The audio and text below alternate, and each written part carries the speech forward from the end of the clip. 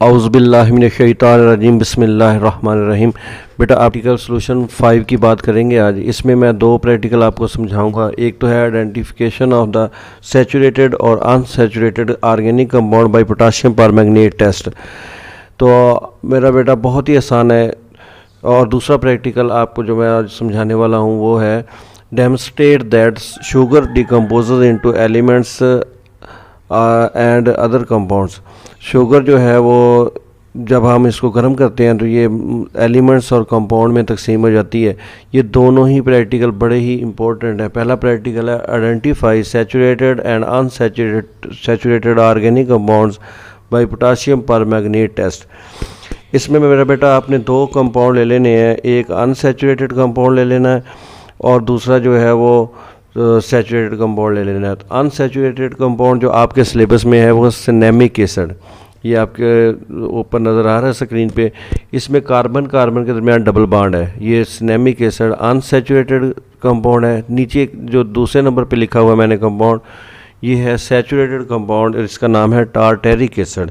इसमें आपको double bond तो नज़र आ रहा होगा, लेकिन वो कार्बन और ऑक्सीजन के दरमियान डबल बॉन्ड है। ये कार्बन कार्बन के दरमियान डबल बॉन्ड नहीं है, लिहाजा ये अनसैचुरेटेड कंपाउंड है। ऊपर वाला कंपाउंड अनसैचुरेटेड है और नीचे वाला कंपाउंड सैचुरेटेड है। तो इन दोनों को आपने क्या करना है, टेस्ट ट्यूब में डाल के 5 सेंटीमीटर के पानी डाल के सॉल्यूशन बना लेना है। और दो टेस्ट ट्यूब में तो ये सॉल्यूशन बन गया, अनसैचुरेटेड कंपाउंड सिनेमिक एसिड का और सैचुरेटेड कंपाउंड टार्टेरिक एसिड का। और अब आपने क्या करना है, तीसरी टेस्ट ट्यूब लेके उसके अंदर आपने पोटाशियम परमैंगनेट को पानी के अंदर हल करना है, तकरीबन 5 सेंटीमीटर क्यूब में थोड़ा सा, और उसमें चंद ड्रॉप जो है वो एसिड के डाल देने हैं।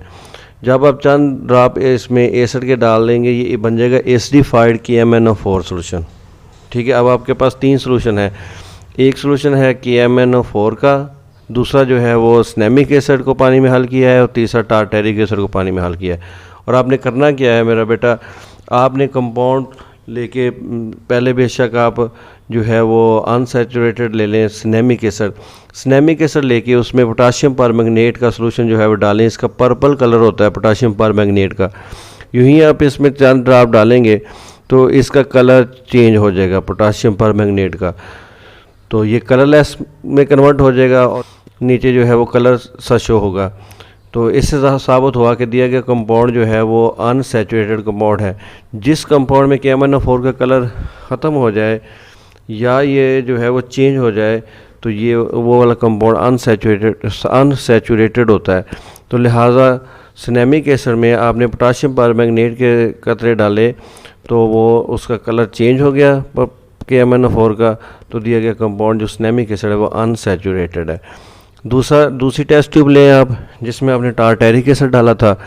इसमें जब एसिडिफाइड KMnO4 के चंद ड्रॉप डालेंगे तो इसका कलर चेंज नहीं होगा, इससे साबित होगा कि ये सैचुरेटेड कंपाउंड है।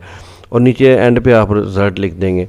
सबसे पहले अपने मटेरियल रिक्वायर्ड लिखना है, इसमें अपने ऑपरेटर्स केमिकल्स वगैरह लिखने हैं जो आपके स्क्रीन के ऊपर सामने नज़र आ रहे हैं, या बुक से भी लिख सकते हैं। उसके बाद प्रोसीजर लिखना है कि आपने KMnO4 का सॉल्यूशन बनाया पानी के अंदर और उसमें थोड़ा सा सल्फ्यूरिक एसिड डाला।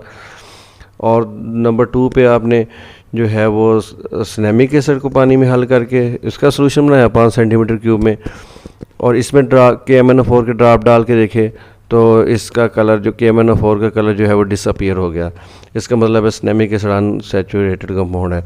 फिर आपने क्या किया, तो एक टेस्ट ट्यूब में 5 सेंटीमीटर क्यूब पानी लेके उसके अंदर जो है वो आपने टार्टेरिक एसिड हल किया और उसमें KMnO4 सॉल्यूशन डाला, तो इसका कलर चेंज जो है वो नहीं होगा, जिससे साबित हुआ कि दिया गया कंपाउंड जो है वो सैचुरेटेड है।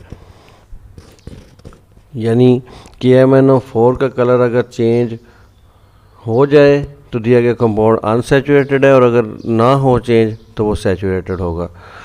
तो नीचे आपने लिखना है ऑब्जर्वेशन। इसमें आपने लिखना है कि add acidified KMnO4 solution to the aqueous suspension of cinnamic acid, colour of acidified KMnO4 is discharge. दूसरे में आपने लिखना है add acidified KMnO4 solution to the aqueous solution of tartaric acid और colour of acidified KMnO4 is not discharge. Result लिख देंगे, colour of KMnO4 is discharge, it shows cinnamic acid is unsaturated organic compound, whereas tartaric acid is a saturated organic compound, saturated compound. तो लिहाजा ये एक practical आपका complete होगा। अब दूसरा प्रैक्टिकल आपने करना है कि demonstrate that sugar decomposes into elements and या फिर आर अदर कंपाउंड्स।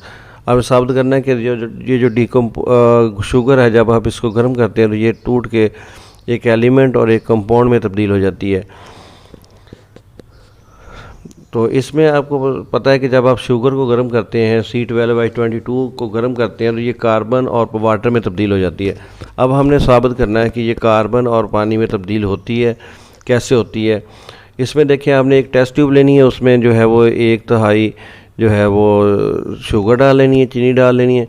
इसको गर्म करना शुरू कर देना फ्लेम पे। जैसे जैसे आप गर्म करेंगे इसमें से वेपर्स निकलेंगे और ये ब्राउन हो जाएगी, ब्राउन से आहिस्ता आहिस्ता आहिस्ता ब्लैक हो जाएगी। बस आपका प्रैक्टिकल कंप्लीट हो गया। बहुत ही आसान है। आपने क्या किया, टेस्ट ट्यूब के अंदर शुगर डाल के उसको गर्म किया है। जैसे जैसे आप गर्म करते गए हैं वैसे वैसे जो है ये ब्राउन होगी, फिर आहिस्ता आहिस्ता ब्लैक होगी।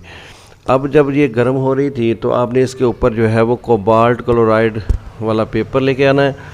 तो अगर कोबाल्ट क्लोराइड का जो पेपर है वो पिंक हो जाएगा।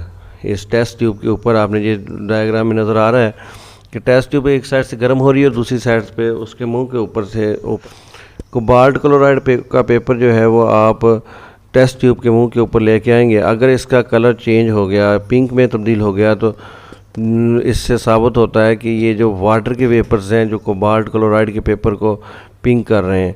क्योंकि कोबाल्ट क्लोराइड का जो पेपर है वो जब इसको पानी लगता है या वाटर वेपर से ये रिएक्ट करता है तो ये पिंक हो जाता है, डार्क पिंक हो जाता है।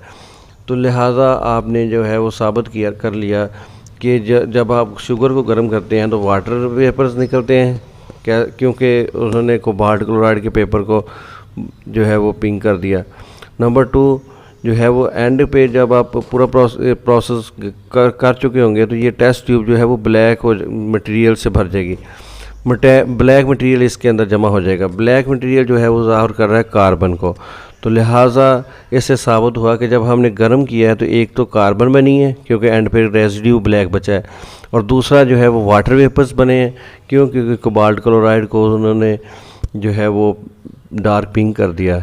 तो अब आपने लिखना कैसे प्रैक्टिकल पेपर में, एग्ज़ाम में मटेरियल रिक्वायर्ड लिखना है, इसमें ऑपरेटर्स और केमिकल जो आपकी बुक में लिखे हुए हैं। उसके बाद प्रोसीजर जो आपने किया है, आपने टेस्ट ट्यूब के अंदर शुगर लेके उसको टेस्ट ट्यूब होल्डर के साथ अटैच करके आयरन स्टैंड के साथ अटैच कर देना, और उसको आहिस्ता आहिस्ता गर्म किया है आपने, और इसको ब्लू फ्लेम पे गर्म करेंगे। और इसके मुंह के ऊपर कोबाल्ट क्लोराइड का पेपर लेके आए हैं आप टेस्ट ट्यूब के, और वो जो है उसका कलर चेंज हो गया। और इसके बाद मसावात लिखेंगे। मसावात बेहतर है प्रोसीजर में लिखने के बजाय आप मटेरियल रिक्वायर्ड के बाद इक्वेशन लिखें और उसके बाद प्रोसीजर लिखें। और इक्वेशन क्या लिखनी है, C12H22O11 makes carbon plus water, 12 carbon plus 11 water.